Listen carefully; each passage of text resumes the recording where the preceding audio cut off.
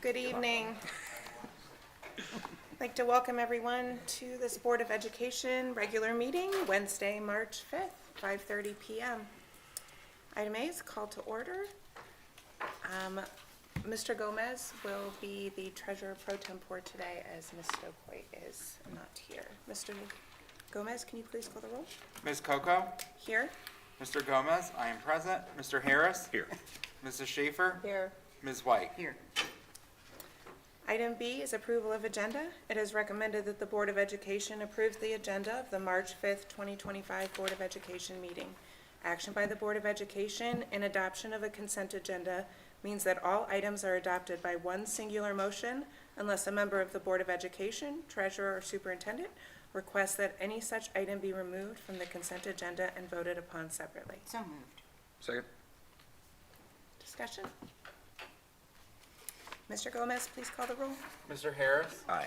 Mrs. Schaefer? Aye. Ms. White? Aye. Mr. Gomez? Aye. Ms. Coco? Aye. Item C is opening ceremony, informational items. This meeting is a meeting of the Cuyahoga Falls Board of Education in public for the purpose of conducting the school district's business. It is not a public community meeting, although there are opportunities for public participation. If any individual wishes to address the board regarding a topic found on the meeting agenda, the individual must complete a registration form found inside the attendance notebook and present it to the treasurer. Following the introduction of the topic by board president, followed by board discussion, the individual will be recognized. If an individual wishes to address the board regarding a topic not found on the meeting agenda, he or she must notify the superintendent and/or board president of the topic no later than 3 business days in advance of the meeting. These individuals may share their comments during the board business portion of the agenda. In both cases, the individual will preface comments by an announcement of his or her name and address and limit comments to 3 minutes. All statements should be directed to the board president. No person may address or question board members individually. An unabridged board agenda for this meeting can be found on your electronic device at the address on the screen. For your convenience, hard copies of the board agenda may be found on the table by the sign-in book. The next policy committee meeting is March 12th, 2025 at 4:30 p.m. in the Board of Education offices, 405 Talmadge Road, Cuyahoga Falls. The next regularly scheduled meeting of the Cuyahoga Falls Board of Education is March 19th at 5:30 p.m. in the Cuyahoga Falls High School Library. And now for our Pledge of Allegiance, Mr. Gomez. Please stand as you're able and join me in the pledge. I pledge allegiance to the flag of the United States of America and to the republic for which it stands, one nation, under God, indivisible, with liberty and justice for all.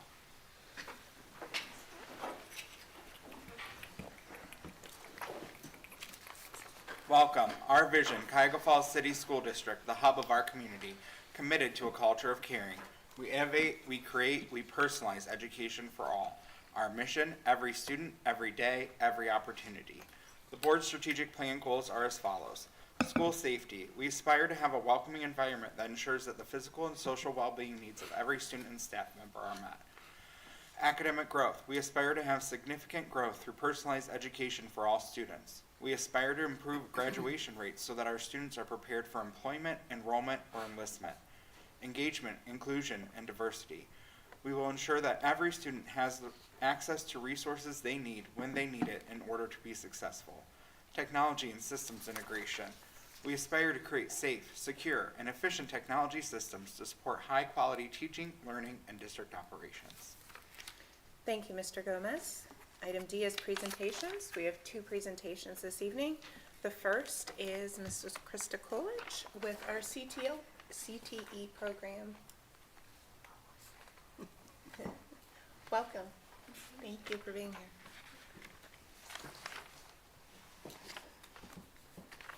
So first, I'd like to say thank you to the board for having me. We have done some really great things this year in CTE. We continue to push forward, and we have a lot of things going on, and a lot of things that we want to implement for next year. So I'm excited to talk about it. And we have a lot of engagement from our students. So having me here is great because I feel like it gives us an opportunity to talk about the programs and get everyone excited about the things that we're doing. So thank you.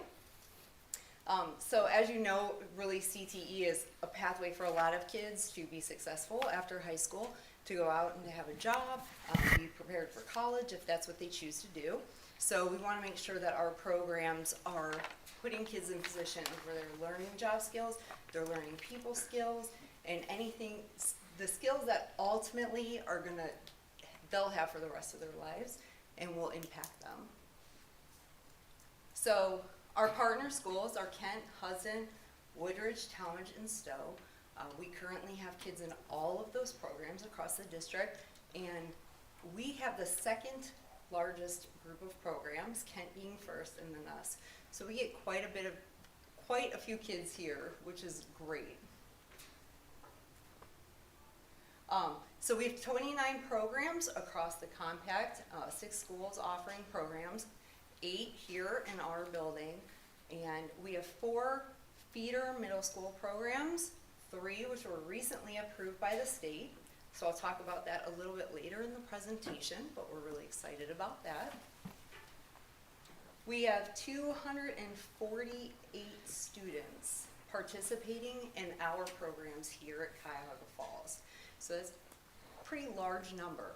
Of those 248, 135 of those are our own Cuyahoga Falls students, and 113 are students who come from the other 5 compact schools. And we have 265 of our Cuyahoga Falls students who are participating in CTE across the compact, which between 11th and 12th grade is a third of those students.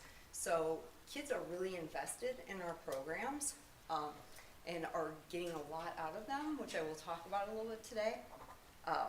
We have 130 who are going out to compact, and then we have between our level 1 and 2, 135 in our programs, including a few kids who started in 10th grade, went through level 1 and 2 in 10th and 11th.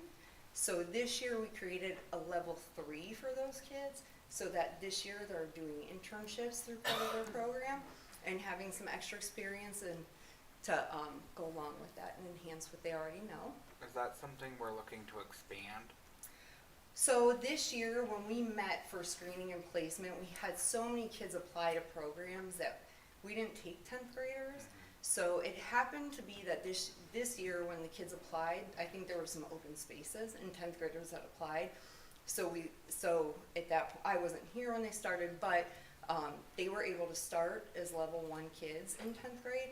So when they finished level 2 last year, they were still really interested in learning more, so we created a situation where they could have time to do internships and make sure that they were still working through their programs. So there's 2 boys that are doing it now, and they're doing some extra industry certifications and extra learning so that they didn't have to just stop and then not be doing anything this year related to that. I think when Mary Jane spoke to us, was it two years ago?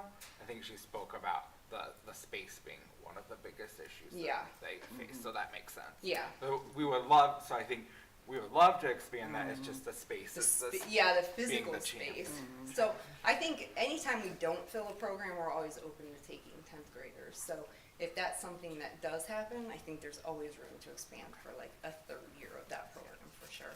Thank you. So we did screening and placement for the 10th graders, who will be our upcoming level 1 kids, the last week of February. And as of right now, we have 108 Cuyahoga Falls students who were placed into programs throughout the compact. So that's over a third of our 10th graders. We have 115 students who are currently on waiting lists. And then we accepted kids into 7 of our programs because we are not going to run a level 1 for auto next year. So between the 7 programs, we have 111 kids as of now slated to come. Those numbers will change as kids get their placements and then find out that they didn't get placed somewhere or whatever. Then we always have kids who then want to add to our program. So we should be pretty full next year. And actually all but 2 of our programs are at capacity for next year. So in our 2 that are not, we've set up a situation so that the teachers can go out and kind of recruit. We're going to have them go talk to students at other buildings to explain more about what they're doing in their programs in hopes that we can get some more interest. for them. Which two is that? Cyber Academy and our agriculture. Agriculture, that's surprising. And And then there's they a put it huge, they have a huge, can take up to 30 kids, so they Okay. also have a lot of kids to be able to Okay. put in there, yeah. So. And also, just to talk a little bit about our attendance rates, so overall for our school, we're at 87.6%, but our attendance rates for our own Falls CTE kids are at 91.5, and our attendance rate for our out-of-district CTE kids is at a 92.3. So kids are really invested, they want to be here, they're coming to class every day, which is great. Sometimes we see kids who come just so that they can come to their CTE programs. And although we do not encourage them to leave afterwards, so for some of these kids, the whole reason they come to school is because they are participating in these programs. So as part of CTE, one of the things that our kids get that doesn't always happen in a traditional classroom is just all these different experiences. Go ahead, Ryan. So up until last week, so far just this year, we've taken our programs have taken a total of 58 field trips between the 8 programs. We've had 52 guest speakers come in and talk to programs. We're slated for hang on. We're slated for about 30 more guest speakers between now and the end of the year, and we have more field trips going out. So we are trying our best to make sure that our kids are getting out in the community and that we have people coming in to see what we're doing and talk to the kids as well.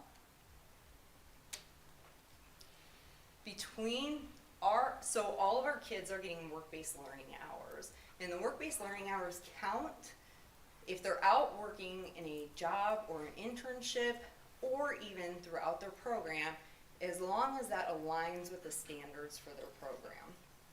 So the kids in our programs this year have earned over 45,000 work-based learning hours, and our outgoing Cuyahoga Falls kids have earned over 32,000 work-based learning hours. So we've tried really hard this year to make sure that we're documenting and keeping track of those hours, because being out in the field is huge for these kids. They're getting real life experience, meeting people in the community, and I think just by the numbers alone, you can tell that that's been a huge focus for us this year, which has been great.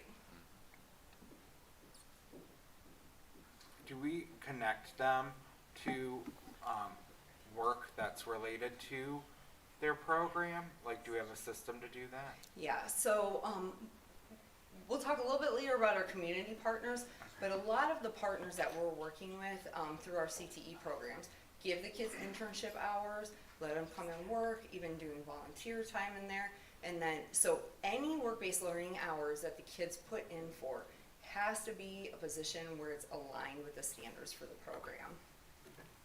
And then during first semester this year, kids across the compact, our Cuyahoga Falls kids, have earned a total of 79 CCP hours, which is the equivalent of 24 classes, college classes. Some of the classes that they're taking are worth 2 credits, which is why it's not in even divisible by 3 number. But our kids are definitely, we have programs here where the kids are earning college credit hours and outside of our buildings as well.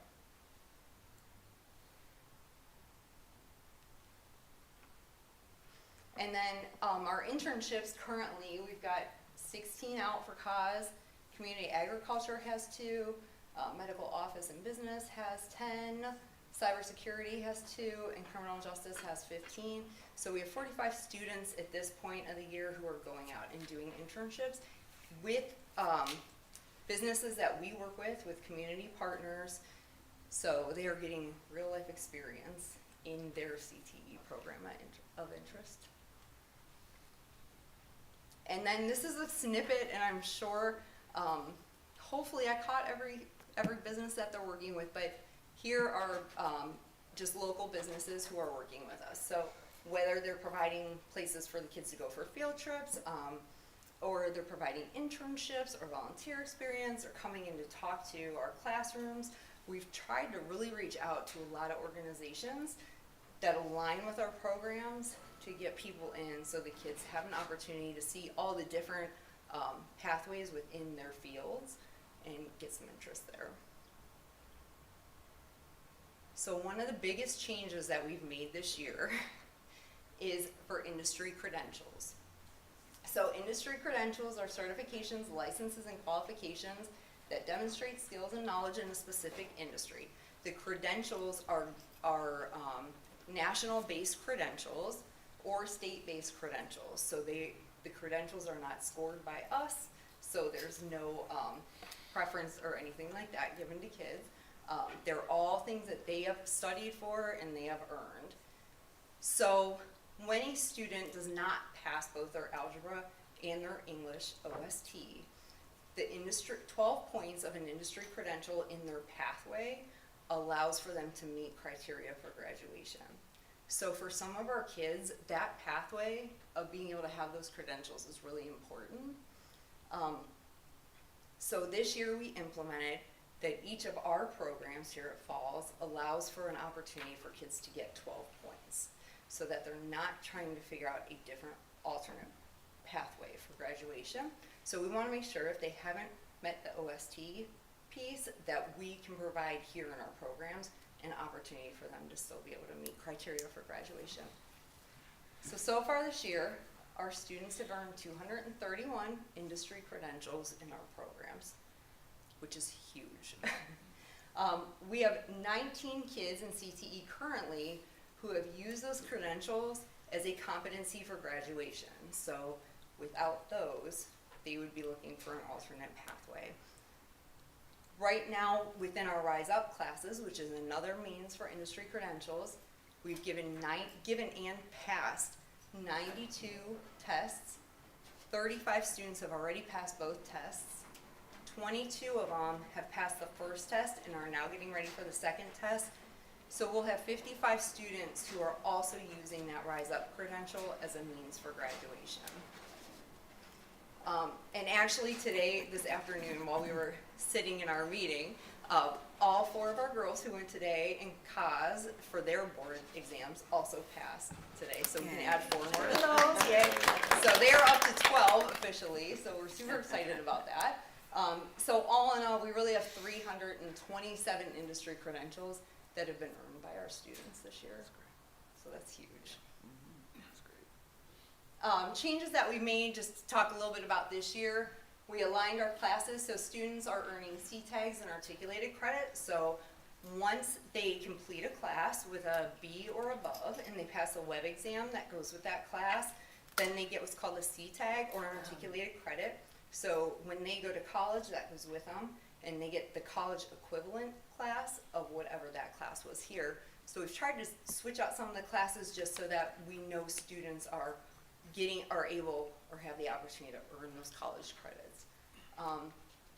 Our CTE, Industrial Arts, and FCS teachers have participated in PD aligned with CTE. We've sent a couple of our CTE teachers this year out to professional conferences. A big change for us is that our teachers this year for CTE have common planning time. So we can meet for TBTs, we have an opportunity to talk about the kids who are in our programs, talk about improvements, and be on the same page. We added 12 points of industry recognized credentials to each of our programs. We created a system for tracking our CCP hours, our credentials, our web exams, and reporting all of that information to the state. So when we get the report card that reflects for this year, it will be a huge change on our college and career readiness section of the report card because that hasn't been reflected thus far. So that's going to be huge for us on our state report card. So we're excited about that. This year was the first year, because we are tracking that we were able to put in for a reimbursement and have the state reimburse us for industry credentials. So that was another good, yay for us. We worked really hard with the compact schools to align things like field trips. So we've had other programs and our programs go out and do field trips together to do EMIS coding correctly, so we're all on the same page, and student tracking for graduation. We've implemented a leadership academy with one of our local business partners, which has been really cool because the kids in that leadership academy are also doing not only some volunteer experience, but they're in the process of creating a like philanthropy, like a thing that they would like to do at the end of the year to gain some community input. Which So business partner was that with? Chick-fil-A. Okay. And they have a set, like an actual set leadership academy, which is really cool, with a curriculum and everything. So the district manager from there comes in once a month and brings the kids lunch, and he meets with that group of students who's doing the leadership academy, which has been really very cool actually to see that, and the kids love it. And Not planned. we created 4 new CTE 26 applications this year for 7th through 10th grades. So I talked a little bit about that earlier, but essentially what we would like to do once we combine with the middle school is look at our the elective classes that we're offering to kids through 7th, 8th, 9th, and 10th grade. And we would like some of those elective classes to align with our CTE programs. So kids have an opportunity to see, like, what is community agriculture really about? So by the time that those kids get to 10th grade and start applying for programs, they're invested in what we're doing and they have some experience. It doesn't seem so overwhelming to go into a career program.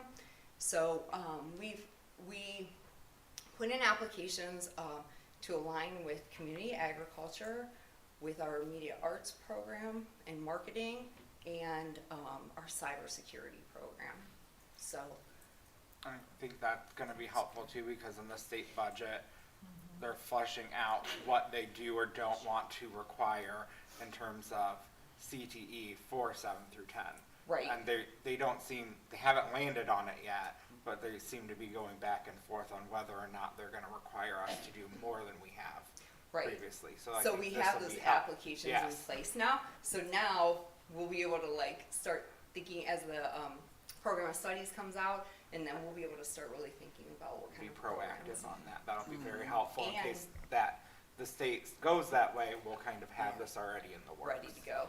And combining with the middle school for us will be great because we'll have the kids right there. We don't have to worry about taking them out of the building, but we'll have them right there to be able to visit our programs, work with our teachers, see what our kids are doing, do some shadowing experiences. Like, we have a whole bunch of ideas. So I think it could be a really good situation. And then reimagining career night. This year, I guess it was okay. What we'd like to do is kind of realign it so that we open it up to some more business partners, that we give kids like in every grade level an opportunity and a reason to want to go and participate in that. And so we want to be able, like, our 10th graders go to the showcase, but then kind of after they have career night, and everything's kind of focused at that grade level, but like we have the colleges at career night, and the kids aren't really so much thinking about that yet. So we would like to make this more of a school-wide type thing so that we have, you know, by kids' junior year, they're starting to really look at colleges, so really look at field of interest, and we would like the kids to be a little more invested. So we're trying to reimagine what that will look like. I'm gonna say, because my work happens to be one of the ones that comes every year, which Mr. Wargowski knows, and because they show up every year and he sends a nice thank you note and they appreciate that. And they go to other ones, and so like the Portage Lakes Career Center, they do theirs during the day. And they get a lot of people that will come during the day because there are people that do recruiting for a living, so it's part of their job. So their job will then send them there. And so just throw thought Yeah. out as you're reimagining, it's not our And I job think to we've tell you what always to do, done but it at just night, throw, 'cause that's just throwing a thought how out. it's If you're been. saying you're reimagining, there's a thought. Yeah. And I know PLCC does theirs every year because my work goes to that one as well. So Okay. just one to think about, and Yeah, it might be a another good place place to, to touch base with too. check to on. them. Yeah. So I think we could make a lot more out of it, and I would really like to see the students be more engaged, not just asking 3 questions to business partners, but really having engaging conversations. You know, what did you do? What did you study? How long did it take you to get into this field? Like, really talking to people. But I think maybe a year older would be a little more beneficial because now they're really starting to think about their futures. Well, it's always been connected to the the English assignment too, right? Ms. Yes, White? it was. Because know I it was. believe you helped Yes. implement that, correct? Yes. She was the English teacher chair that helped implement that whole program. So there's that piece of reimagining it as well. Is Yeah. that where the connection should be or not? And I 'Cause think the hard part, I Yeah. don't they think should use your English is, expertise while you're here. I think the hard part is that it's 10th grade English, and so they're so Yeah. focused on OSTs that taking time to really have these career conversations is hard, you know? But when you hit 11th grade, you're not in a tested subject, and now we're really talking about Yeah. what your future looks like. We really would like to be able to plan like a week's worth of lessons kind of leading up to that has skill building questions that the kids would be asking, having them do some research before they go, so that when they go, it is an engaging experience. It's also They're not more just- likely that they're in a job at 11th grade, so Yes. maybe they've gone through their first interview personally. So asking a question maybe doesn't feel as unnatural because they've been on the other side of having that question asked of them. Yeah, and I would love, if there was a way for us to be able to set up mock interviews during that time, like, I think that would be really beneficial Yeah. to a lot of our students as well, so. So we have a lot of ideas going. Are well, Ms. Coco sits on the Alumni Association board, and they could maybe get you some people. If that's something you want to do, they could maybe try to tap into some alumni to do mock interviews. There's a lot of resources here. If you're thinking about Tons. reimagining, Yep. They're there's a always lot willing of and resources ready and to different help ways out and to love to be pull involved in things different out. things. Okay, Yeah. yeah, that'd be awesome. They would No, they love would. to try They to would love find to do people, and they're always trying to find ways to connect the alumni with the students. So then some future goals that we want to work on for next year is, again, aligning those middle school electives with our programs, putting plans into place for partnerships with Stark State. So like one of the programs that they've offered is an HVAC program that we could utilize for seniors. But I don't want to just send seniors out, so I want to really look at like what electives leading up to senior year, how do we get those kids invested so that we're not just sending them out their senior year, but that they have some background and make decisions about that and are educated about those decisions. Our criminal justice program potentially is talking about adding a cyber law class, which would allow us with our cybersecurity to do some interdisciplinary teaching between the two classes. Currently, we're doing some work with redefining our grids, which really just means like realigning our grids across the compact, like the order of classes, how those things are documented, and what credits kids are getting for those classes. Working together with other compact schools to align credits and industry credentials, and enhancing collaboration with our local businesses. So hopefully as we work on career night, for next year, that'll give us another opportunity to tap into some of our local people. So we've put a lot of time and effort into this year. We've made a lot of changes, really positive changes. Really have gotten our students very engaged this year, making sure that we're giving them a lot of like good hands-on experiences. So I'm gonna end this with a video that actually some students made who are in our modern communications class. So a great group of students, and really what I said was, here's what I'm looking for, and I'm letting you guys run with it, which sometimes is really hard for me. And so, but it's a true testament to really what we're doing in our programs.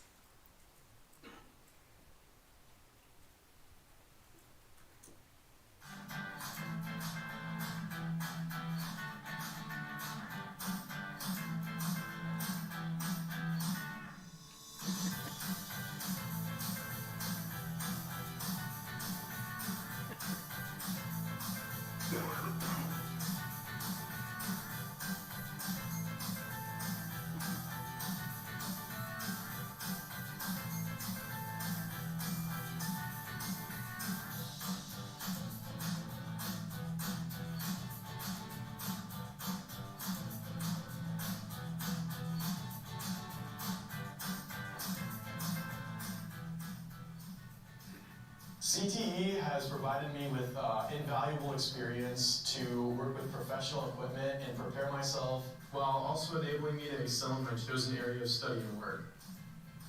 I've been able to make connections in the community, meet other people with similar interests. It's helped me prepare for college, A couple days ago, I confirmed acceptance into Ohio University. They invited me to their honors tutorial program, which they only accept 3 kids per 30 majors. And the school is actually ranked number 4 nationally for editing, which is what I'm going to college for. We've gotten to go on a lot of field trips through actual companies, and we went on a huge trip to Philadelphia to a journalism convention where we learned industry standards to prepare us for an actual job. We recently put on a game day between Cuyahoga Falls and Talmadge, and it was run by the students in the program. It was super helpful to have different kids from different districts to bring other aspects of their knowledge and their technique and expertise, and to work together to help out. Looking back as a high school senior, I'm proud to say that I chose CTE.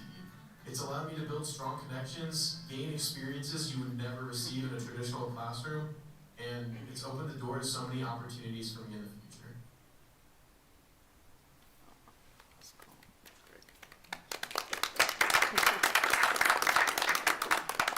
I'd be lying if I told you that didn't make me a little teary-eyed. When they showed it to me, I was like, that's so good. Like, exactly what I wanted, so. Do you guys have any questions?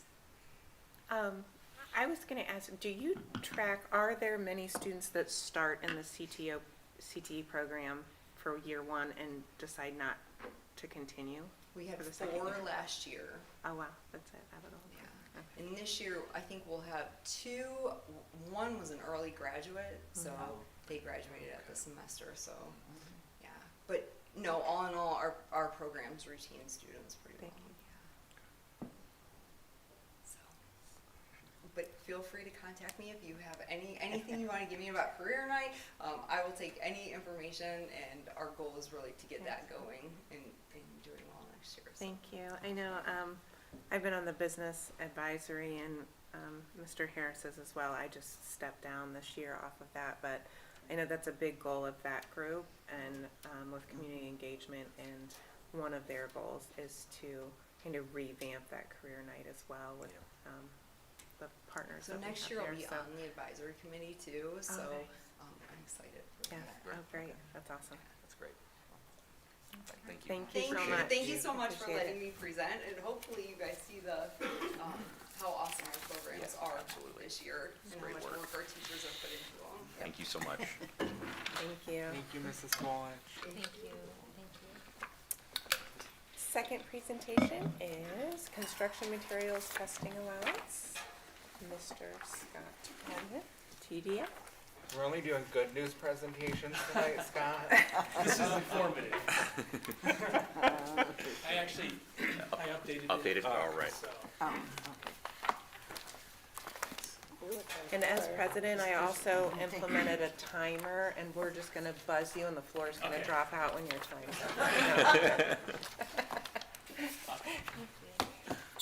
so, We don't have our Oscars or We're gonna play you off. I've done this before.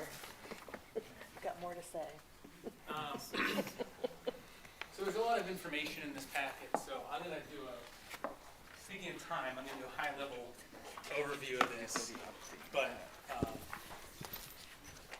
later on the agenda, you're gonna consider a resolution to, increase our construction testing allowance in our contract.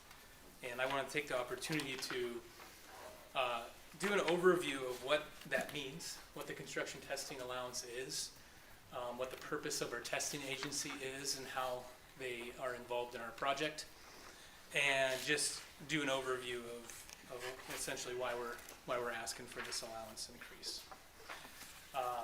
You can go to the first slide, Ryan. So we'll look at, in our agenda here quickly, how independent construction testing is prescribed and conducted, kind of go through an explanation, high-level explanation of all the testing categories that are involved,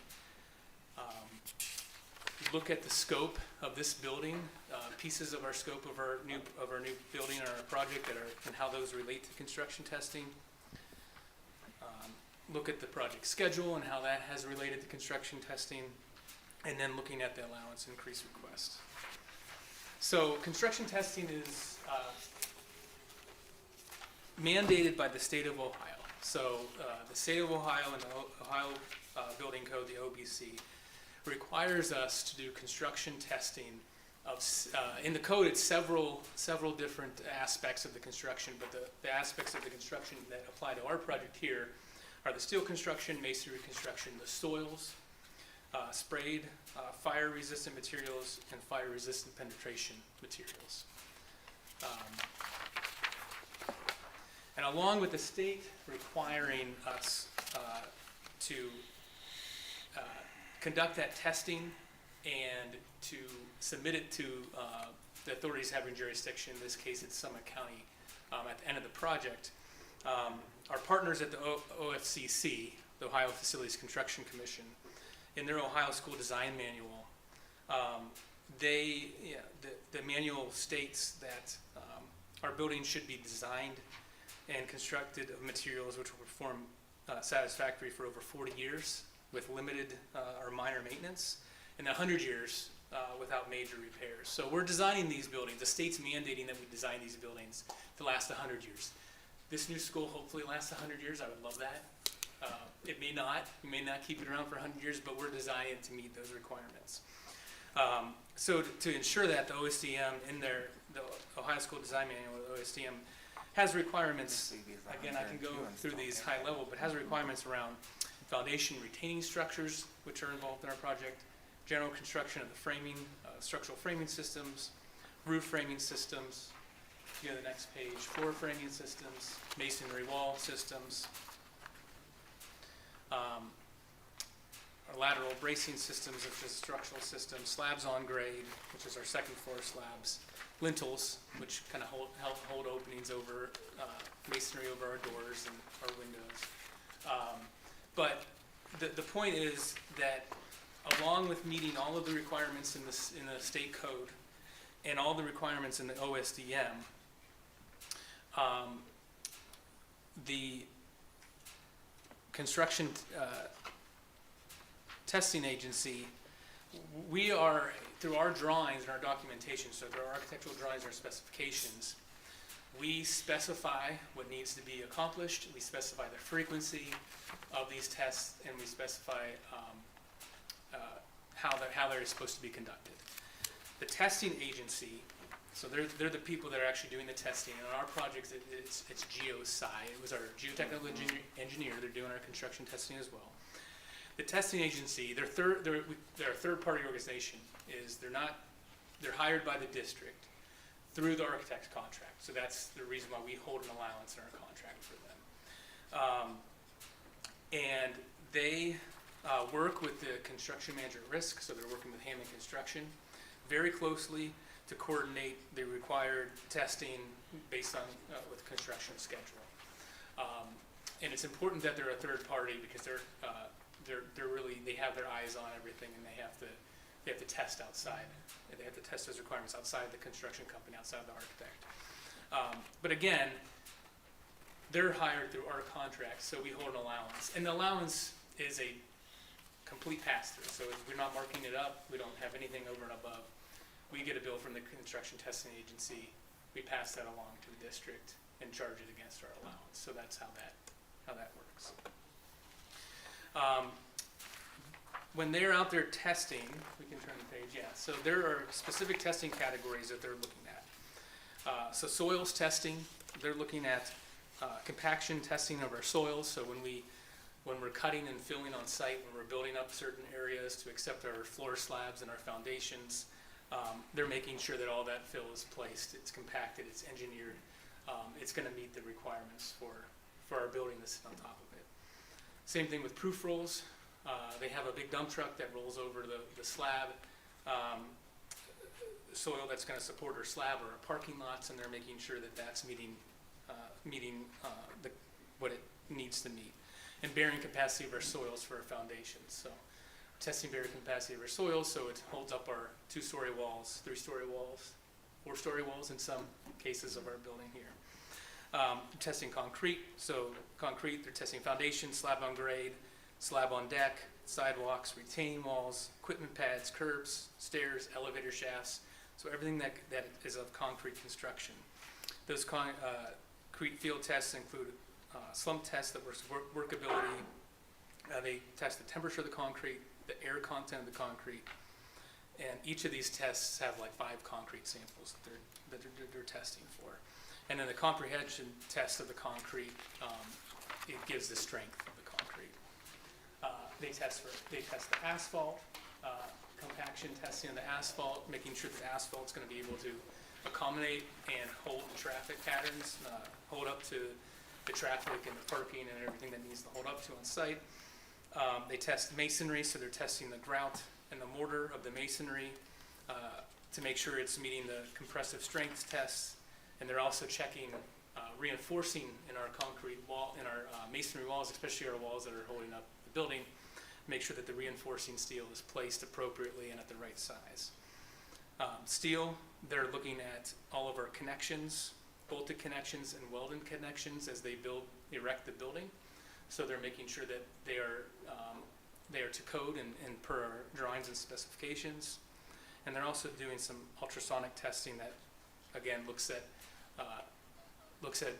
deeper under the welding connections that aren't completely visible with the naked eye. And then fire stopping and fireproofing. So fire stopping is when we penetrate a firewall on site with a pipe or a HVAC duct. We have to seal around that to make sure no smoke or fire penetrates that wall. And then fireproofing, we have an area of the building here that we have spray-on fireproofing on the structure, so they have to make sure that that's all been applied correctly, the correct thickness, and it doesn't pull off when you test it. All right, last two, promise. Floor flatness, so they're checking the floor flatness of our poured floors on the first and second floors for the concrete, and then they also test the relative humidity in our concrete. We're looking to make sure we don't have too much humidity in our concrete before we place our final floor materials and things on it. So they have a lot to do, and when we establish our allowance for the testing agency, we work with the testing agency to come up with a budget. Those budgets are based on the project size, the project budget, schedule, and then history. So what has a project like, a similar size in the past? What allowance did we use on that project? And we come up with an allowance. What that we set buildings for did this. you use based on history? Yeah, so of our project? Euclid High School was a pretty good size. Similar size, similar square footage. I think as we get into this presentation a little bit, what Euclid High School didn't have were the site, with just the site challenges, the enormity of the site that we have on this project, all the site work that was involved. Who was the construction manager for Euclid? Hammond Construction. Oh. Yeah. So, and we have to keep in mind that we're setting these allowances when we're negotiating our contract at the beginning of the project. So it's before we put pen to paper, have any design conversations, we're setting these allowances.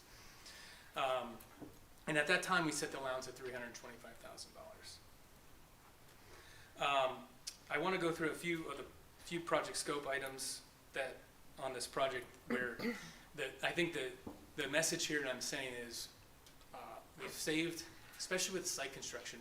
Hammond and Ben Design Architecture worked closely to come up with solutions that save the project, in the end, millions of dollars. But it increased the testing. It increased the testing scope. So, again, thoughtful site design save the project costs. Every inch of our 48-acre site has been impacted by some way or another through our site development. Over 1 million cubic yards of dirt were moved on this site through cut and fill activities. Site utilities ran the entire length of the site. They were dug deep to meet existing utilities. You think at Portage Trail we're 35 feet higher than we are at Silver Lake, so all those utilities are dug deep. Most of them run to Silver Lake.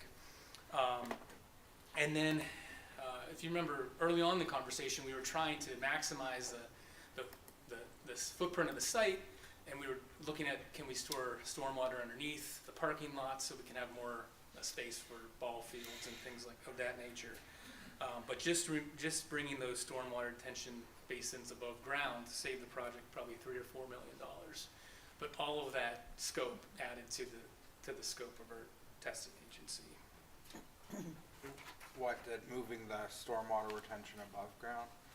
But I recall you said, TDA told us that you almost never do the water retention underground, and it's one of the first things that you get rid of. So wouldn't you have accommodated for that?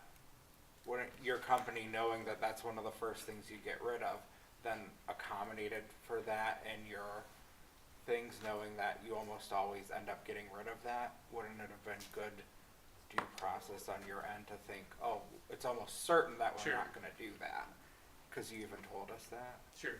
Yeah, that was, I mean, that's one example of several on here. I don't disagree. I think that stormwater detention above ground is many times where we end up. I think we were trying to do it, be as economical with our site as possible. I think, yeah, early on we were trying to design it so we can have as much usable site as possible. So how does that apply to the testing itself? Because Yeah. whether it's in the ground or out, when they still have to Yeah, do so the they do, testing? yeah, they do testing on the stormwater. So the biggest testing we had on the stormwater retention basins were for water table. So we were making sure that we didn't have to put, it's actually like a clay cap at the bottom of the basin to keep groundwater from infiltrating it. So we did several water table tests on those stormwater retention basins.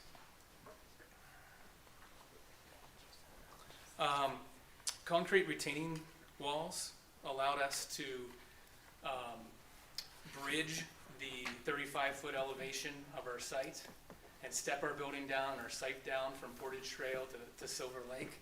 And it really saving grading and excavation costs, but there was a lot of scope added in those concrete retaining walls. But we didn't we know that already? Well, I mean, yeah, I think at the time where we, again, with the time we do these allowances, we haven't designed anything. We haven't designed anything yet. Poor soils were identified, which would have required us to do mass excavation on the site or and import engineered fill. And we worked to find a solution where we did our aggregate pier solution. There were over 2,000 aggregate piers that were used to stabilize the site. So that on itself saved the project $1 million to $1.5 million, but that increased the testing agency's scope. They had to be on site to monitor and test all of those aggregate piers. And then in addition to design, the site design modifications, I think, led to the majority of the added scope. But we did work to reduce the building's footprint. There is one portion of the building, it's the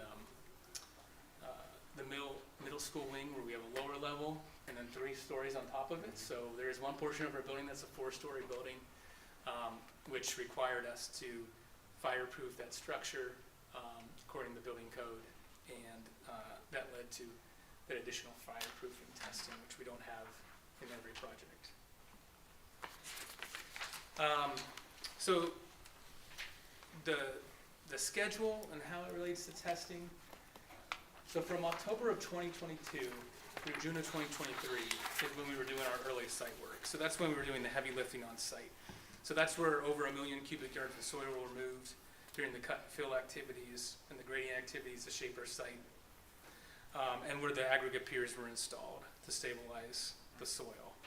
Just in these 9 months, there were over 1,300 hours. Our testing agency was on site. They were on site full time during these activities to shape our site. So again, to build our site up to accept our foundations and our building pad That's then started in July of 2023. So we knew 2 years ago that we were gonna be pretty Yeah. over. Okay. So yeah, through this time alone, over half of the allowance was spent in the early state package. And then we continue to work. So then from July of 23 to December of this past year, the building was erected, the stadium took shape, the site was continued to be developed. And the testing agency was on site observing all the components of the project simultaneously. So that was soils, concrete, masonry, steel, fire stop, and fireproofing. So they were, again, on site almost full-time, but they were observing all of those items at once. These quantities and these tables kind of relate back to the beginning of the presentation with the different tests that they were conducting. So just kind of give you some quantities of the tests that they conducted over the length of the. Do they have time project. logs to cover all their time? They do. So Do they sign in and sign out with someone, or do they keep their own time? So they started signing in and out this past summer. Previous to that, we have all their invoices here, so that their invoices and their daily reports show all of the hours that they were on site and the work that was taking place. But previous to that, they kept their own time. That's correct. I have a question too. Mhm. I guess you keep saying it before the school was done, but we knew that we were gonna have to save money by going from 2 floors to 3 stories. So wouldn't you have known at that time then we would have needed more testing? Do you see what I'm saying? There's so many things that we already knew that we were trying to save. So wouldn't you have, Yeah. I don't know, how did you not know, I guess, that this was gonna cost more in testing when we didn't even have, I don't, it's just frustrating. Because you're saying nothing was designed as a defense, but then on the same thing, you're saying that when the design changed, it costs more money.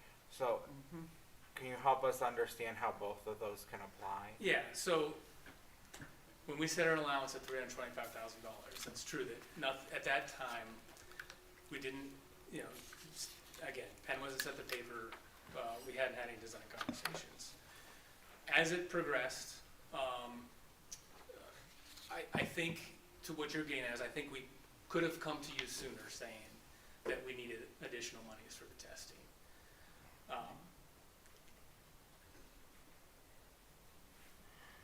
But the testing that's been done and will continue to be done during this project, it all had to take place for this project to meet the requirements that it needs to meet. In the end, it's making sure that we're providing a safe, reliable building for the community, and that everything is being constructed the way it should be. So it's a really important piece of the project. We could have let you know sooner, but it's Well, it has to be done, or Correct, we can't yes. open the building, so, Right. gotta do it. I get the importance of it. I don't want a Sherwin-Williams where we can't Yeah, move into our exactly. building because the fireproofing's Right. wrong, and I don't want an No. Akron Springfield where the concrete's wrong and wasn't tested right, and then we have a bouncy building and we have all these other issues. I get like why this is important. I think the frustration is it seems like there are things that could have been known or should have been known. Yeah. And it's perhaps not the first time we've felt that way.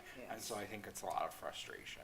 Yeah. But I appreciate the importance of why this work needs to happen. And then, you're not to that page yet, so I won't ask that question. okay. Well, Wait. yeah. So through December of this past year, invoices total $541,760.72. So it's an overage of over $216,000. of which $197,564.36 is currently outstanding. So that Can- brings us, Sorry, that can I balance, ask- that can I brings ask us a to question? December. Yeah, sorry. Real quick, sorry. Yeah. So with that amount of overages, do you have a time when we actually hit that proposed budget amount? Like, that we're now over Yeah. this much? Yeah, so I think that it was hit, about this time last year. The 3 to 25.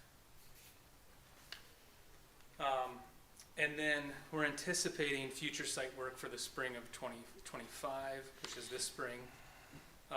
Stadium and parking lots, all this work in the stadium, and then the additional parking lot work this spring we're estimating $20,000 a month. There's about 5 months of intense testing we feel that we're gonna need, so that's $100,000 for this spring. And then next spring will be demolishing Bolick, preparing that site for the future parking lot areas. And it's the same conditions there, so about 5 months of intense site work at about $20,000 a month. So the total testing allowance increase requested is just under $400,000. There are other allowances in our contract that aren't specifically tied to testing that we feel that we will not be billing anything against for the remainder of the project. So that's in special studies, surveys, geotechnical testing, primary power, additional document printing, and then stormwater fees. So there's about just over $70,000 in our contract that we'll be able to move towards this allowance to alleviate that overage a little bit.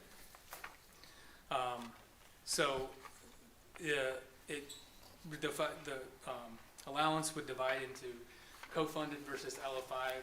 It's a 90-10 split.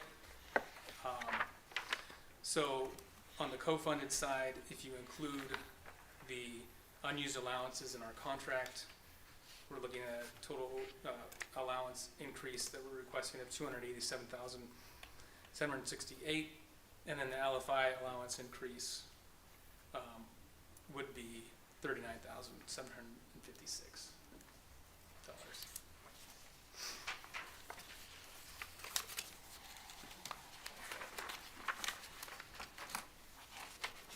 What did we base the $20,000 a month off of? That was our testing agency's estimate. So they looked at what we have done on this project to date for those, for very similar work, for that kind of site-heavy similar work. And we set it at about $20,000 a month. And then we worked with Hammond to understand those 5-month durations for this year and next year. And do the prior invoices support that? They do.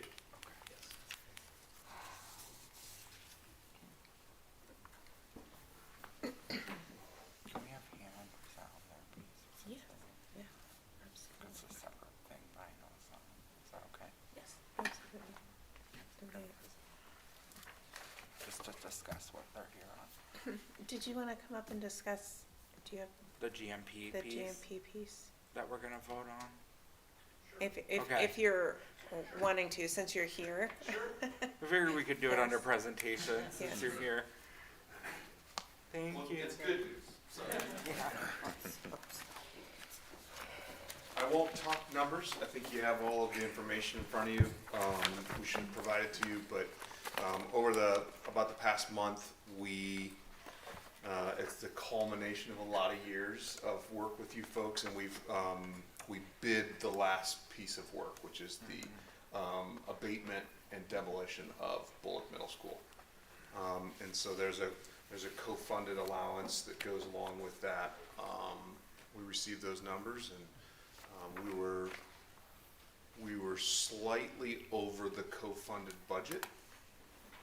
But as a means of executing that, we had money in our guaranteed maximum price with the PK-12 building, and we returned some CM contingency, so it's essentially a net zero execution of that work. So this work is essentially to remove all of the hazardous materials within the building, and then we will demolish and remove from the property the facility, and that will allow us to perform the final site development, which is the parking lot that, you know, kind of runs between Portage Trail and 13th Street there, out in, you know, the south side of your new facility. So, do you have any other specific questions related to the GMP? Can you just state, since some of our community listens to the meeting, can you say when it'll be completed by, this portion of it? Yeah, so essentially we will finish the building this fall, and you will move in, right? You will combine your middle schools and your high school, and all those students will move in.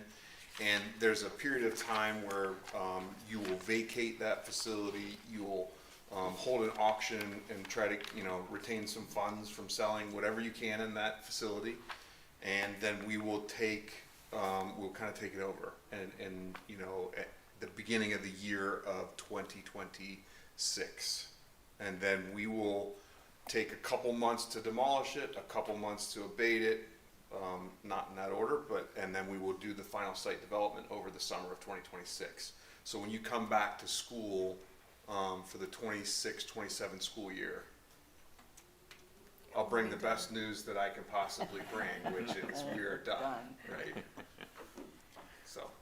And so you said we're moving in this fall? You try to get me on that Patty, all the time. I was gonna clarify that for the record, It's worth a that we are shot. not moving in until a mid-year move. I think Lucas and the team are doing a fantastic job. It is a very large building. We do have a very, very difficult push to get to that finish line. I know.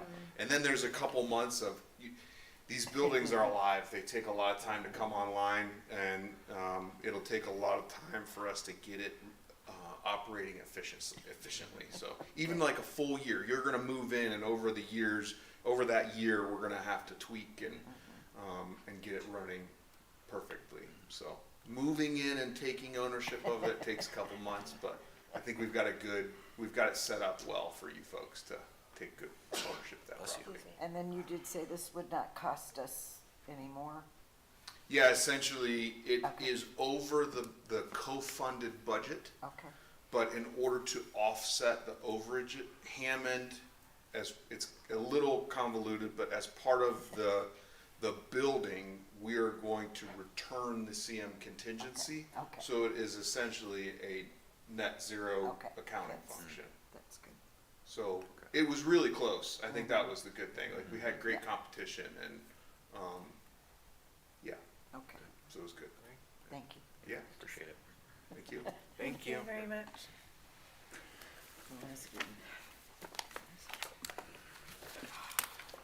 Then we'll have to do some sort of celebration once it's all done, right, Ms. Stewart? Oh, yes. In the parking lot. Celebrate, yeah, that it's all done. Yes. I am sure that Mr. Bugatti would love us doing confetti cannons in the new parking lot. Right There you answer. go. Good answer.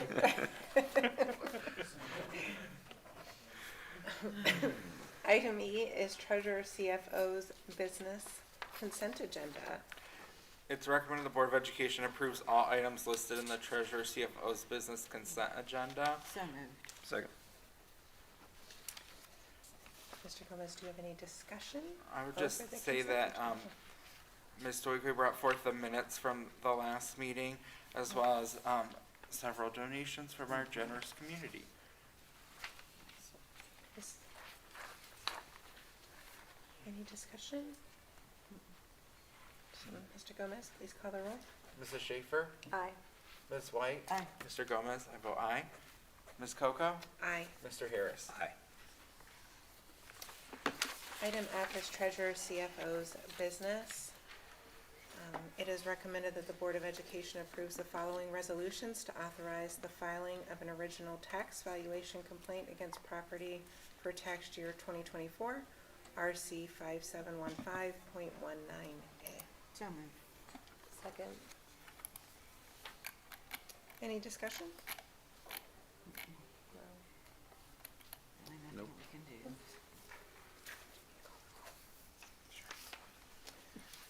Right, I will call the roll. Ms. White? Aye. Mr. Gomez? Abstain. Ms. Coco, aye. Mr. Harris? Aye. Mrs. Schaefer? Aye. Item 2 is Treasurer CFO's comment. Ms. Stokely is not here this evening, so no comments from our treasurer tonight. Item G is Superintendent, Acting Superintendent, Assistant Superintendent, CFO's Business Consent Agenda. It is recommended that the Board of Education approve all items listed in the superintendent's business consent agenda. So moved. Second. Ms. Leslie? Yes.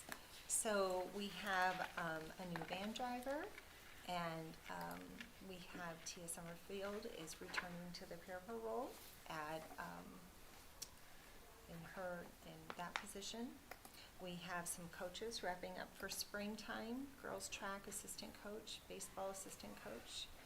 We have a leave of absence, 2 leaves of absence.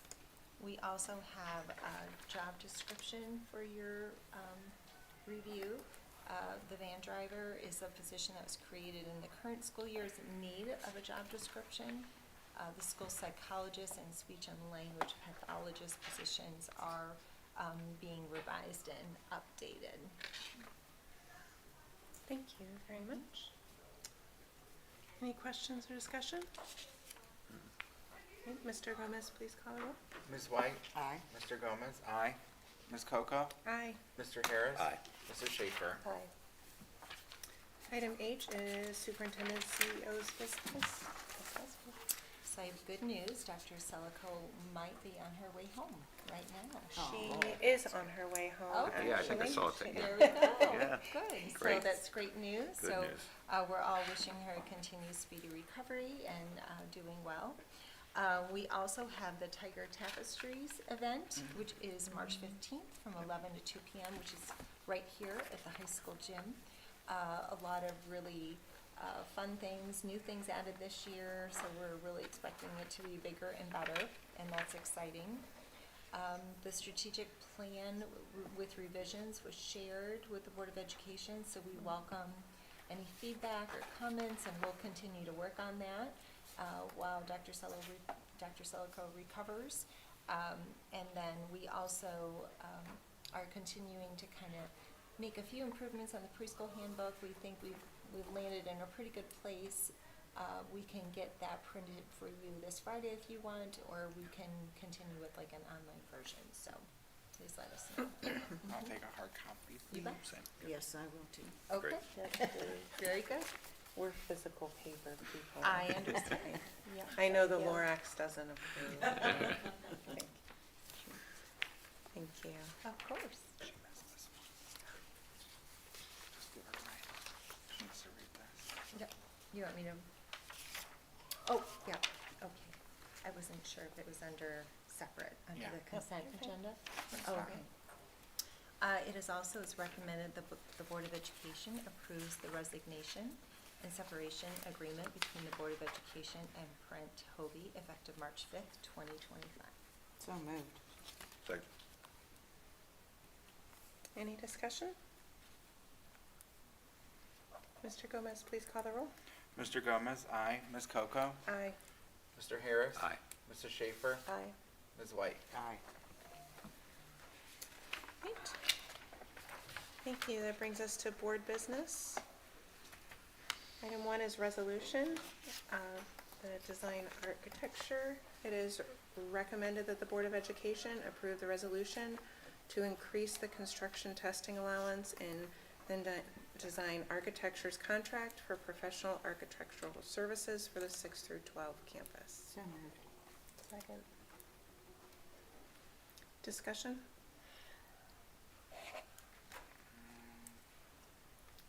Just disappointment that we have to do this, but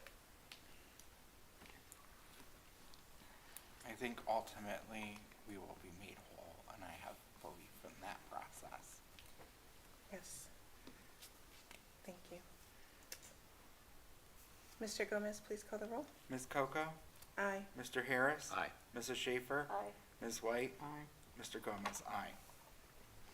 Item 2 is resolution for Hammond. It is recommended that the Board of Education approves the resolution to authorize the execution of the guaranteed maximum price amendment for the abatement of hazardous materials and demolition within Bullock Middle School. So moved. Second. Any discussion? I think this is our last little piece for the think. project. Yeah. Yes. Yeah.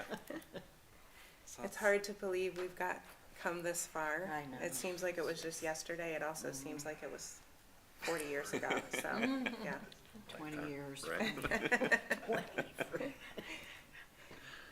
Mr. Gomez, please call the roll. Mr. Harris? Aye. Mrs. Schaefer? Aye. Ms. White? Aye. Mr. Gomez? Aye. Ms. Coco? Aye. Item 3, overnight field trip for the bowling team. It is recommended that the Board of Education approves the overnight trip to allow the bowling team to compete in the state championship. Oh, so moved. Second. Any discussion?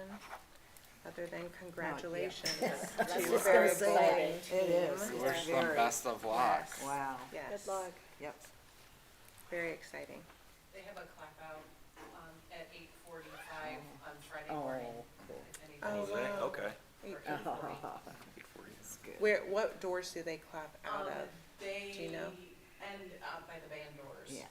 Okay, That's where they pick up the buses. so Tiger Lane, right on Yes. Tiger, okay. I'm not positive I can make it, but just in case, if I could swing by, just to know what doors I would need to be at. Thank you. Mr. Gomez, please call the roll. Mrs. Schaefer? Aye. Ms. White? Aye. Mr. Gomez? Aye. Ms. Coco? Aye. Mr. Harris? Aye. Item 4 is policy adoption. It is recommended the Board of Education adopts the following policies. Section B, School Board Governance and Operations, BDC, Executive Sessions. Section I, Instruction, ING, Animals in the Schools, ING-R, Animals in the Schools. Section J, Student, JFG-R, Interrogations and Searches. So moved. Second. Discussion? I have one thing, just because I wasn't able to be present at the last meeting. Yes. In interrogations and searches with everything going on in the world, we are modifying this policy to protect our students in terms of what's going on with ICE. Now that schools are not protected zones for ICE with this new administration, we put some things in this policy to further protect our students, that we would only comply if it's a official judicial warrant that is signed, so that certain other things that might come in, we are clear in policy we wouldn't have to comply with if it's not of that degree and magnitude. So with certain things happening in the world, we just want to make sure that our policy is as clear as possible, and that we are complying with what we have to, but also protecting our students and our staffs in our schools as much as we can, while we can. Good. Thank you, Mr. Gomez. Any other discussion? And Mr. Gomez, please call the roll. Ms. White? Aye. Mr. Gomez? Aye. Ms. Coco? Aye. Mr. Harris? Aye. Mrs. Schaefer? Aye. Thank you. Item 5 is future agenda items. On our next board meeting, we have Mrs. Hosmer for your enhancements. That's what I saw on the draft. I was trying to recall the last time what that I'm was. sorry, I can't hear what you're saying. Career enhancements? Career enhancement? Maybe that I was was looking supposed up to the be- wondering if that was drafts, and the that's why I was CTE. questioning I thought that about was that. CT. It is not Is that what ringing that a was? bell. Okay. That's why I wanted to ask you, because I wasn't Thank you. positive, because Yeah. it was on the draft for the next time. Okay. I know that there's a policy meeting Mhm. coming up for you. We were going to do an early literacy update in either April or May. That is something, you know, if the Okay. board is interested, Yeah. we Yes, would be definitely. prepared to do that. I think we do that annually. Yes. As well as we had that very interesting Summit Education Initiative report that was shared, where they did a regression analysis and gave us some really interesting information about graduation and some, interesting data.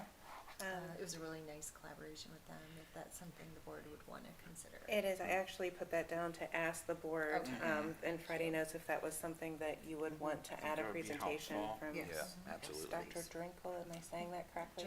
Drinkard. Yeah. And I think with early literacy, you said that you would talk about the cohorts and then see if there's any, like, how that compares with students that might not be being taught by a cohort group so that we could see that data.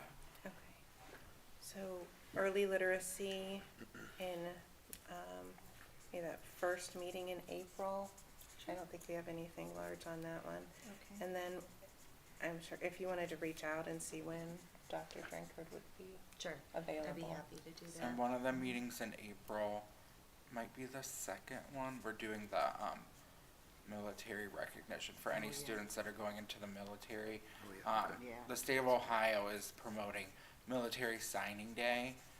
And through that, I reached out to Dr. Selico, who reached out to Mr. Smith, and they're working to identify any students who are seniors that are gonna go into the military this year so that we can recognize them at a board meeting, because enrollment, enlistment, I will check, And that's on employment. one of the next two meetings. I Yes. saw it on the agenda. those are the three things: employment, enrollment, enlistment are the three things. So to try to do more to recognize those that are going into enlistment, if we have any this year. Usually we do. And like I told Dr. Salko, we all sit at graduation, we see them with those stoles on, and we're always so appreciative of their sacrifice. But then there's nothing more we can do after that point to recognize them. Right. So this gives us that opportunity to recognize them while they're still here. No, I will make sure that it gets put on, but I believe I saw that Yeah, on I the think April it's night. on one, and they've coordinated with Mr. Smith, I Okay. believe. Does anyone have anything else they'd like to add on? I know you and I spoke about on the next agenda Yes. about continuing the conversation about our K-5 buildings. Yes. I turn it over to you to speak Yes, further on that. I was wanting to put on, if the board agreed, a follow-up conversation on community engagement and the future of facilities at the next meeting. I know that this is going to be an ongoing discussion that we need to have, and be very transparent and have this discussion, all five of us together, to make these very important and heavy decisions that affect our community. So I honestly anticipate that this may be a board discussion that gets put on monthly as we're moving forward, but minimally have a follow-up at our next meeting on that discussion. And we can decide if we need to put it on monthly, but it's something that is, Yeah, agreed. of such magnitude that we need to keep it on the forefront of our meetings. And I think So- what you said to hone in on, if we're doing that survey, which I think we said we did, to try to hone in on what that would be, to try to get that. Exactly what as- that would look what like that would for the look like, what that community, would be, for try Ms. to get Stewart. that done. And then what data, and that might, and I know for all of us, this might change as the process changes, but as of where we sit now as 5 people, what data do you feel as of today that you would need? Just so that we can, I think Ms. Coco, because she and I had just a conversation, so we're letting you all know, because we can't more than 2 people talk about it, about what data we would need, so then administration could say, is this data we have, or is this data we can get, or is this data we would need somebody to help us get? So that the sooner we can let them know what we know we'll need, that would be helpful to administration. I think Dr. Selko she was taking. She Yeah. did. She list made of a things from list, last meeting, so, Yeah. maybe before next meeting,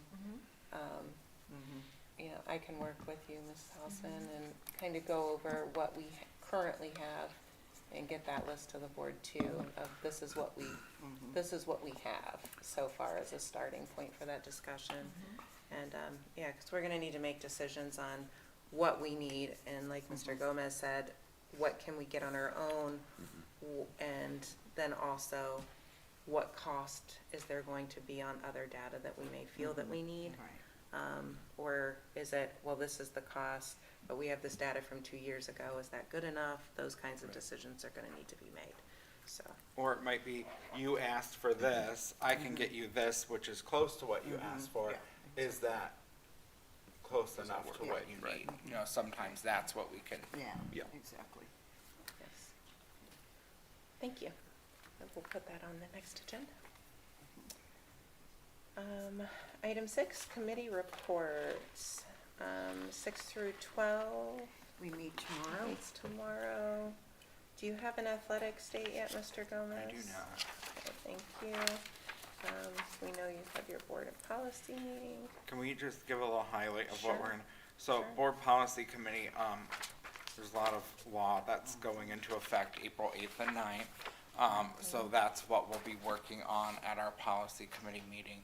All of those laws, and then also with all of the different things that are coming down, in terms of executive orders, if it's things we haven't addressed yet that we have to address, we will be looking at that as well. We're also evaluating whether or not those are what is enjoined, what isn't enjoined, what we have to do and what we don't have to do. So administration is checking in on those pieces, parts for us as well, because we're not going to do things that we don't think are good for our students if we don't have to, but we will do things that we are required by law to do as well. Thank you. And I truly appreciate the work that you do with the policy committee and Mrs. Schaefer, and that I know Mrs. White did for a very long time. And I appreciate us being able to be partners with OSBA and the guidance that they're able to give us and keep us legally compliant with everything. And our Which is a full-time, administration as and our well. administration as well. Mr. Elder and I were talking Yes. about some of this just before the meeting Yeah. as well. We realize that it's becoming a full-time job these days, so, thank you. Then we have Business and Alliances next week. Yep. District Wellness Committee, Mrs. Schaefer. We meet like 3 weeks. Okay. Financial Advisory, I gave a report last time. Foundation Alumni will be this next coming week, which brings us to legislative liaison.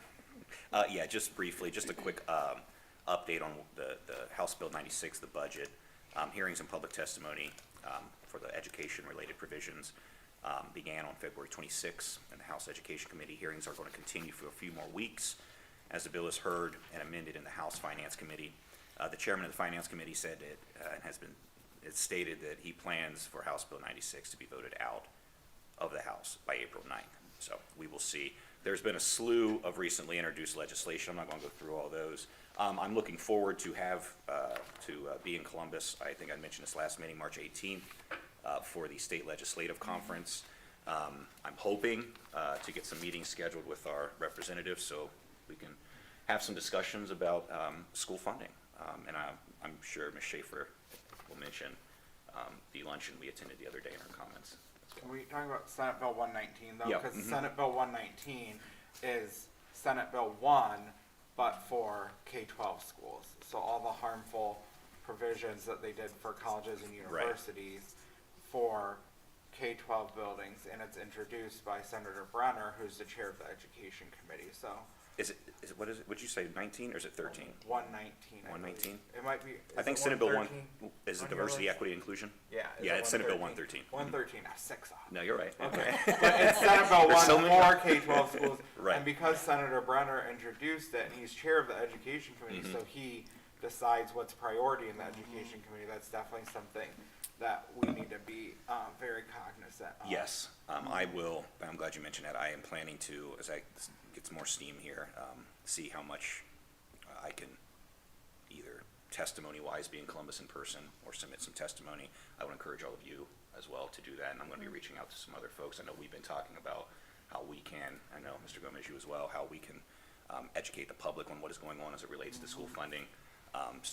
Yeah, a lot more discussions coming as it relates to that, so I I appreciate know it. OSB will just oppose it on the basis of local control, so.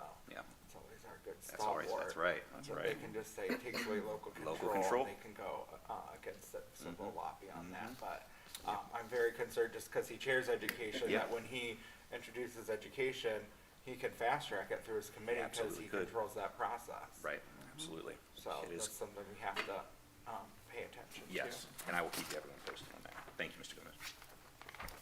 Okay, that brings us to item 7, comments. I am up first this evening. You skipped student achievement. Oh, I'm sorry, you know No. why? It's because you It's- flipped over onto I another know, page. It's okay. Student achievement, that is the most important thing And I ever. didn't attend, So, but I got notes from Ms. Hausman. The student engagement techniques, they went over in groups to learn what techniques would boost achievement. And for an example, listening technique. So things like that. It was a shorter meeting because of the board meeting, and I couldn't attend, but Ms. Hausman filled me in a little bit. So I'll be able to attend next month. Thank you. awesome. Thank you. Okay, item 7 is comments, and I am up first. First of all, we wish Dr. Selico well. I'm glad that she's headed home. And we wish her a speedy recovery and the time that she needs to heal and get back. And Ms. Hausman, thank you for stepping in and thank you for having me. And taking the reins while she is gone. It's much appreciated. And to everyone here, I know it's a team effort for everything. So that, I'll be attending the jazz band concert on Friday evening.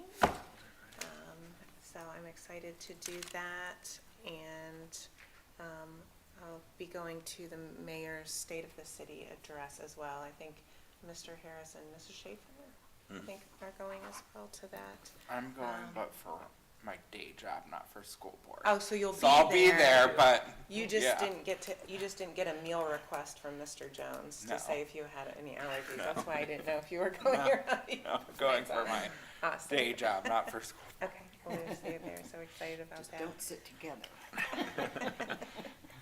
We don't ever violate the sunshine. I know. laws, so always very careful. Yes. I don't have a lot of other things this evening.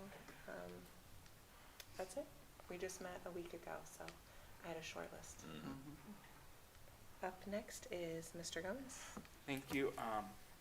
I'm sorry, I apologize. Can I say one more thing? Yeah, I you're the forgot. president. It's Yes, president's I prerogative. know, but I just wanted to give also kudos to the staff at Roberts. I had a parent that reached out to me who had, for confidentiality, I will not go into details, but reached out about a very serious situation that had happened with their student. And our staff went above and beyond for them and their family this past week. And so much so that they specifically wrote an email and said, could you please recognize the Roberts staff and for what they did for my family in the past week. So I needed to mention that. That's awesome. And say thank you to the Roberts staff and administration this week. Okay, Mr. Collins. I wanted to mention the workshop that we went to, just because I wasn't here last week. It was really such a great learning experience, and I'm always so appreciative of the opportunity to attend OSBA learning workshops to like deepen our knowledge. But the way that they had set it up was that new system that they had, and we got to learn so much more about like why OSBA does the things they do. And then when they started explaining like how they analyze stuff and how much work goes into that, it really made me appreciate them even more and feel so much more confident like when they say something that like that's the way it is. So I just wanted to comment on my gratitude for being able to like continue to attend education and different workshops. I'm signed up for several more, so I'm gonna keep learning till I can't anymore, which is the problem when I'm dead.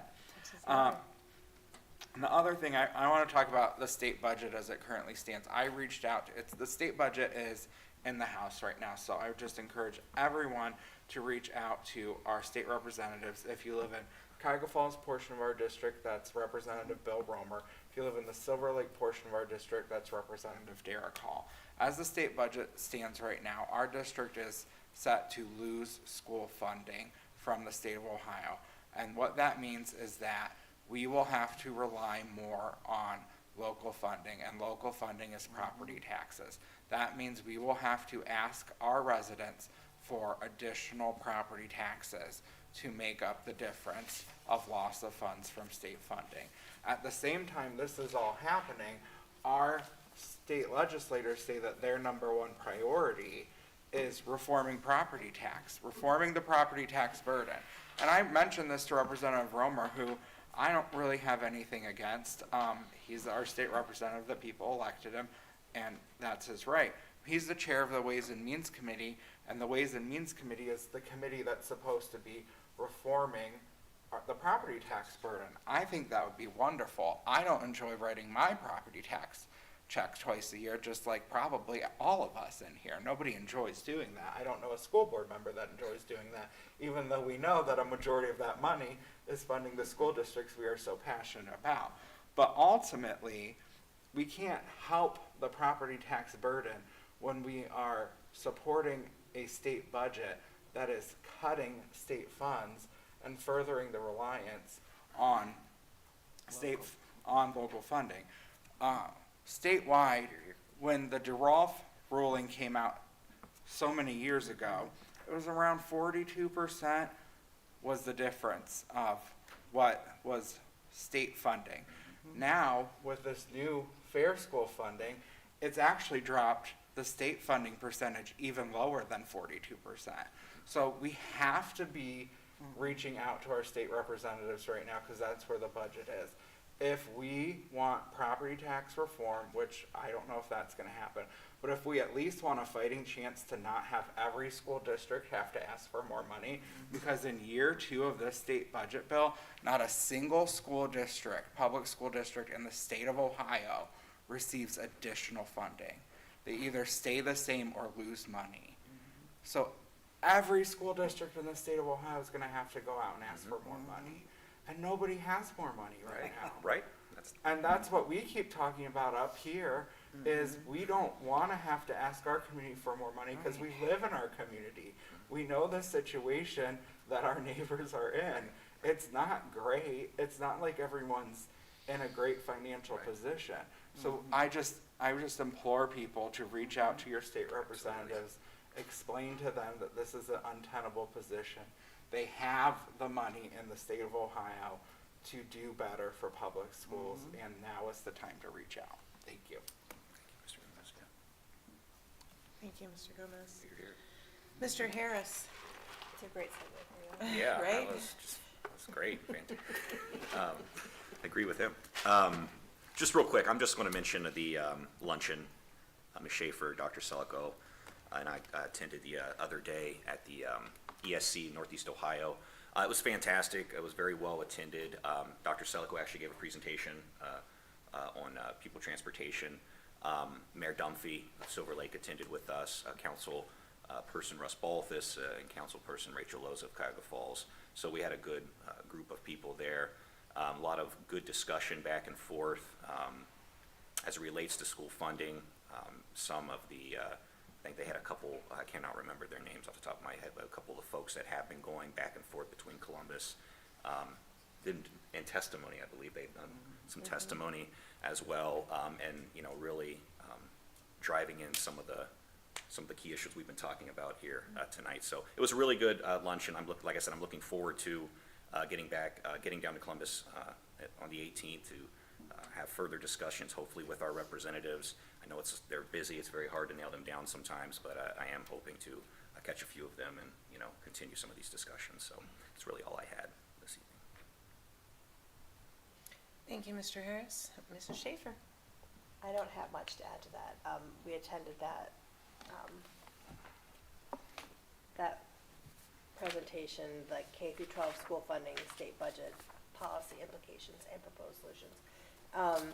And I've actually attended, I think, 3 workshops and presentations that one or more of these gentlemen have presented, and so I've heard one or more of those people speak a couple of times. And every time I hear it, I can retain just a little bit more and understand a little bit more. It's a big, it's a big concept, and there's a lot of components, a lot of moving parts, and it's hard to understand everything as a lay person, as myself, to understand everything. So every time I hear it, it's a little more. And if anyone wants to know more about it or wants to understand a little bit more, let me know, because I'm trying to educate myself more on it, and I'm learning more, and I'm willing to help anyone else understand it a little bit more. And if they would like to reach out to, you know, their legislators, I will help you Yes, figure it out, as anyone on this board would help you. And, Are you coming to 18? excuse me, Are you going to the state conference at all? I do not think I can attend that. Oh, okay, okay, I didn't know But, if you were going. reach out to us on our emails, and we can help you, I guess. Finding that info can Thank be you. difficult at times, so yeah, Yeah, we all have it, so, and intimidating, yeah. so, And we could, I mean, there are scripts out there, stuff. I would like people's voices to be heard. So that is all I have. Thank you. And you're right, I think a lot of times people are intimidated to make the phone call, what do you say? I'm Or intimidated what, to do it. what do I write? How do I Yeah. write something? You know, and Correct. that's why I think a lot of people don't reach out, is because they're not quite sure exactly what to do or what to say to make that impact, even if they're willing to pick up that phone Right. or write the email. Correct. And I think what's hard, important to remember is at the end of the day, we're all just people, they're people too. We're all just people, nobody's more of a person than anyone Right. else, so. They were once the person probably scared to call a state representative, now they are a state representative. Right. I remember a time where I was intimidated by school board members, so. I still am. Oh, Ms. Wyatt, you intimidate me. oh, yes, I know, I'm very intimidating. Especially with that article on that. I do tonight. Ms. White. Well, Tiger Tapestry is March 15th, 11 to 2, so try to make it to that. And I do have an article tonight, which Ms. Bogdan's excited about, I know. But at any rate, why school isn't working for many boys and what could help. And I'm not gonna read all of it, thank God, you know, but I'm gonna try to pinpoint some of this. So for many boys, school isn't working. The gender disparities on a range of academic and social emotional benchmarks start as early as preschool and continue through middle school, high school, and into college. They span several key areas, including discipline rates, special education placement, on-time high school graduation rates, and post-secondary degree attainment. So why are boys' educational outcomes on the whole worse than girls? And why don't they seem to match their ability?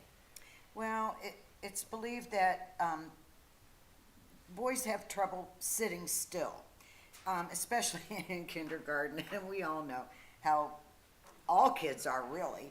And so they're less focused, they're less engaged in class, less willing to take on leadership roles, and generally less motivated to perform well academically.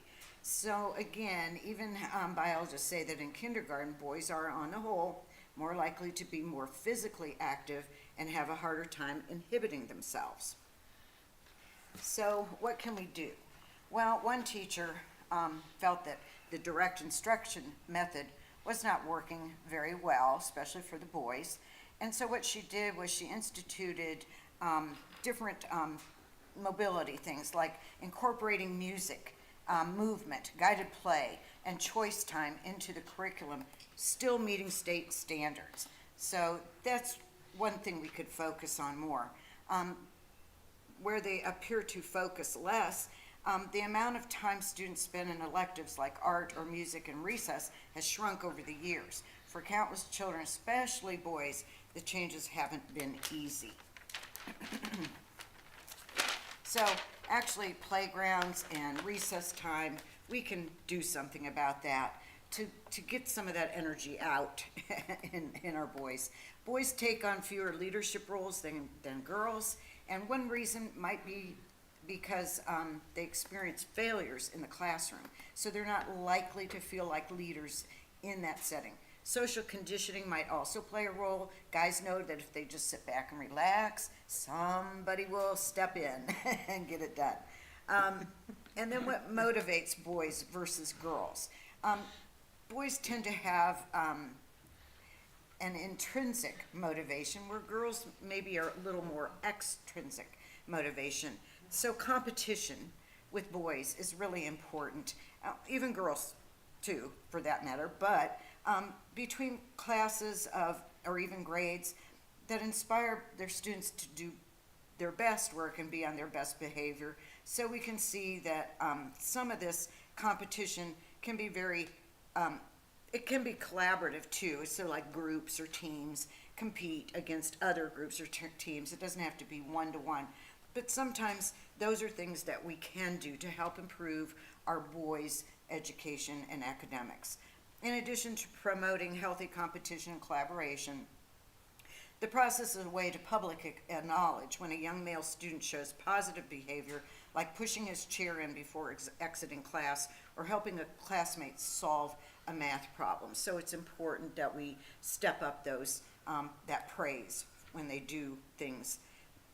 Classroom lessons that link to real-world applications, especially those connected to boys' personal interests, also tend to motivate male students to learn. So if you can tap into the why for boys, then they're gonna buy into it. And basically, that was that one. And then I just wanted to point out, there was another article, Kindergarten Play Makes a Comeback and Boys Benefit. And that's, again, all about recess and play. And kids do well when they're at play. So that's, Mrs. Moffett would have I loved know, that. that's what I was The- thinking The too. importance of play, Yes, that was yep. her master's thesis. yes, it was. Was it? Wow. Yeah. Yep. She And would've she loved would that. have, yeah. Really? And I have also, yeah, because I think play is very, very important for our kids to develop and socialize. And they learn a lot. You can introduce them to concepts that they're Yep. unaware of through Yes. objects and shapes. Yep. We've seen that in past literacy Yes. presentations. So it's good. It's all good. But we gotta watch out for our boys. Thank you. Thank you, Ms. Waite. Item J is adjournment. It is recommended that the Board of Education adjourns this meeting. So moved. Second. Thank you. Mr. Gomez, please call the roll. Ms. Coco? Aye. Mr. Gomez, aye. Ms. White? Aye. Mrs. Schaefer? Aye. Mr. Harris? Aye. Thank you. Board meeting adjourned at 7:12 p.m.